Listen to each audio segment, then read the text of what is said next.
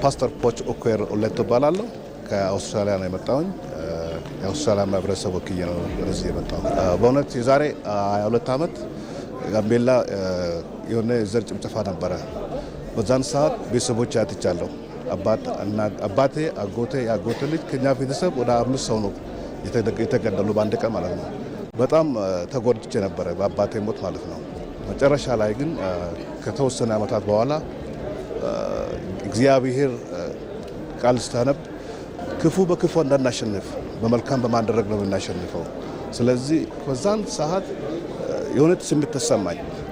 ቂም አንዳንድ ጊዜ በቂም ምክንያት ወደ አልተፈለገ ቦታ እንሄዳለን፣ ወደ አልተፈለገ እርምጃ እንድናደርግ ያደርገናል። ግን በቅርታ ያለፈውን አልፎ ይቅርታ በማድረግ እና ወደፊት ደግሞ የሚሆነው ነገር በማሰብ ይበጃል ብዬ ነው አሁን የወሰንኩኝ። አሁን ግን ምንድነው ያሰብነው ስፔሻሊ ኔክስት ያንግ ጄኔሬሽን ላይ ከቂም ወጥቶ በአብሮነት በፍቅር ብንኖር አገራችን ወደ ተሻለ አቅጣጫ እናስቀየዋለን። ግን በቂምና በመገዳደል እንደዚህ የሚቀጥል ከሆነ ለማንም አይተርፍም፣ ለማንም የሚሆንም ጥቅም ስለሌለው፣ ስለዚህ በፍቅርና በመቻቻል ያለፈውን አልፎ ወደፊቱን ምን እንደሚሆን እሱም በምክክሩ በመወያየት ያ ጥሩ ነገር ይመስለኛል ነው እንደዛ ነው የማስበው።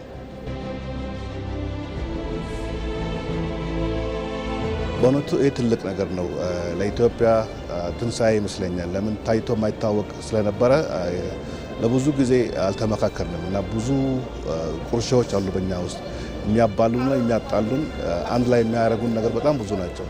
ግን በመነጋገር ያለውን ተነጋግረን የሚያዋጣውን እሱን ይዘን ወደ ሌላው ምዕራፍ ለመሄድ ይሄ ትልቅ ጅማሮ ነው። ይሄ ደግሞ ኢትዮጵያ ወደ ተሻለች ከፍታ ያወጣታል ብዬ ነው የማስበው። ሳንነጋገርና ሳንመካከር አንቺ የምታስቢው ነገር ስለማላቅ ድጋሚ የጨመርኩብሽ ከሄደ አንቺ ደግሞ ወደ ሌላ ቦታ እየወሰድኩሽ ነው ማለት ነው። ግን በምንነጋገርበት ሰዓት you can understand my pain እኔ የሚሰማኝ ነገር ልታውቂው ትችላለሽ። ከዛ ደግሞ አንቺን በማይጎዳ መልክ ከዛ እማራለሁ። ጥሩ ነገር ነው ማሰበው።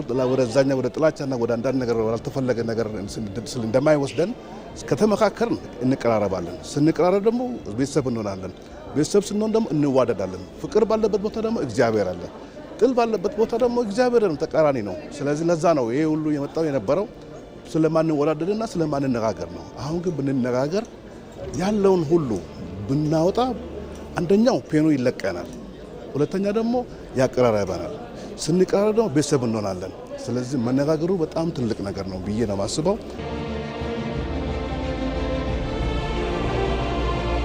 ለሀገራቸው ያገባናል። እኛም የምንነጋገር ያልመጣ ካልተነካ ቤተሰብ የለም ብዬ ነው የማስበው። ለምን ያንዳንዱ ቤተሰብ መጥቷል። አካል ጉዳተኞች ደግሞ አሉ። ስፔሻሊ አማርኛም ራሱ ከማይናገሩ ሰዎች አሉ እና ቋንቋ ራሱ እየተተረጎመላቸው ነው እና ይሄ በጣም አካታችነቱ በጣም ጥሩ ነው። በዚህ ቢቀጥል ወደፊትም እንደዚህ አይነት የተለመደ ከሄደ ኢትዮጵያ የማታድግበትና ወደ ከፍታ የማትሄድ ምክንያት የለም።